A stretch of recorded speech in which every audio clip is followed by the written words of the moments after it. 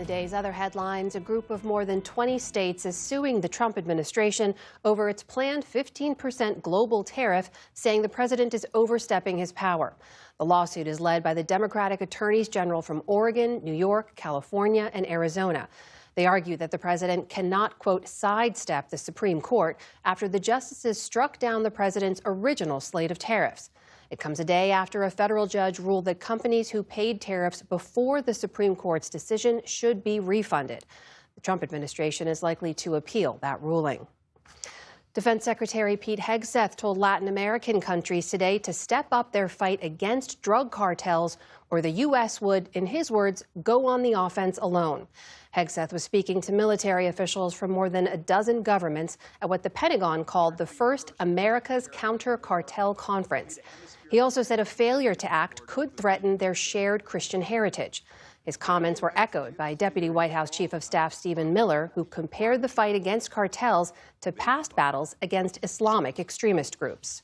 The cartels that operate in this hemisphere are the ISIS and the Al-Qaeda of the Western Hemisphere, and should be treated just as brutally and just as ruthlessly as we treat those organizations. Today's meeting comes after months of U.S. military strikes on suspected drug boats in the region that have killed at least 150 people. President Trump is due to host a group of Latin American leaders for a security summit at his Florida golf club this weekend. Meanwhile, in Cuba, officials say Washington's oil blockade of the island is at least partly to blame for a widespread blackout that left millions in the dark. Musicians played on darkened streets by Havana's famous seawall as locals were forced to play dominoes by the glow of a rechargeable light bulb. Crews have been working day and night to restore power, and state media reported today just over half of Havana is back online. But for those enduring yet another outage, the frustration and anger are growing. Bad.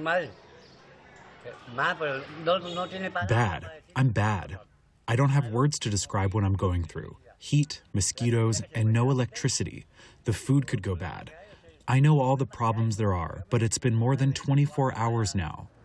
Cuba has long struggled with an aging electric grid, and the Trump administration's blockade of the island has only made matters worse for locals. Officials warn it could take up to 4 days to fully restore power. Turning now to the war in Ukraine, 200 Ukrainians returned home today, as did 200 Russians, in the latest prisoner swap between the two countries. In Ukraine, there were tearful reunions. Some of the freed prisoners were captured as early as 2022 during the siege of Mariupol. That's according to President Volodymyr Zelensky, who also thanked the U.S. for, quote, making the exchange possible. Negotiations to end the war remain at a standstill, but Kyiv and Moscow have regularly agreed to swaps like this. Officials say another one could come tomorrow. Health Secretary Robert F. Kennedy Jr. says more than 50 medical schools have agreed to teach more about nutrition after pressuring universities to embrace his recommendations for months. He made the announcement today alongside Education Secretary Linda McMahon. Kennedy said the schools will now require 40 hours of what he called comprehensive nutrition education. More than 30,000 physicians each year will now graduate equipped with nutrition education to help prevent, treat, and reverse chronic disease. This is how we implement the MAHA agenda. Kennedy and McMahon insisted the initiative was not a mandate, but some universities have expressed concern about federal interference. And it comes as Kennedy has been pivoting away from talking about his controversial push to overhaul vaccine policy and focusing more on food and nutrition. On Wall Street today, stocks sank after the price of oil spiked to levels not seen since 2024. By the close, the Dow Jones Industrial Average dropped nearly 800 points. The Nasdaq fell around 60 points. The S&P 500 also ended the session lower. This is the PBS News Hour from the David M. Rubenstein Studio at WETA in Washington, headquarters of PBS News.